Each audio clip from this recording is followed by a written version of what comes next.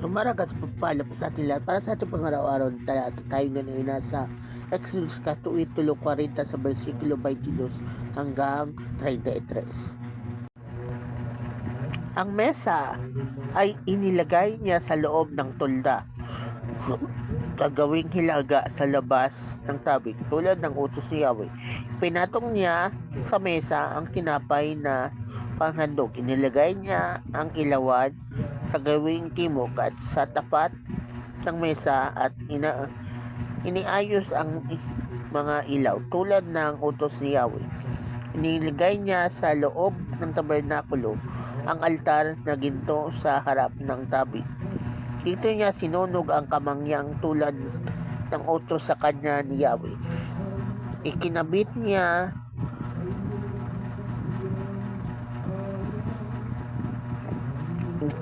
ang tabing sa pintuan ng tulda. Ang altar na sunugan ng mga handog ay inilagay niya sa harap ng pintuan ng tabernakulo at dito niya iniala ang mga handog na susunugin at mga handog na pagkain tulad ng utos ni Yahweh. Inilagay niya ang palanggana sa pagitan ng tuldang tipanan at ng altar na nilagyan ng tubig.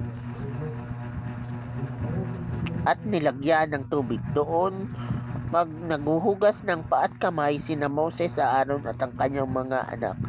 Tuwing papasok sila sa tuldang tipanan o paglapit sa altar, naghuhugas sila tulad ng utos ni Yahweh kay Moses. Pinaligiran niya ng tabing ang tulda at ang altar. Tinabingan din niya ang pintuan ng patio. Ginawa ni Moses ang lahat na dapat gawin.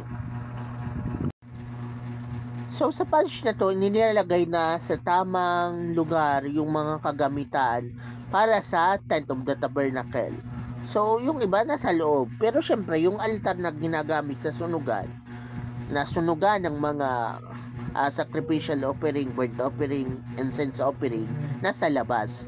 Syempre kasi nga doon yun ay magpo-produce ng usok. So doon siya sa labas. At syempre may planggana pa na may tubig para hugasan ng paa at kamay.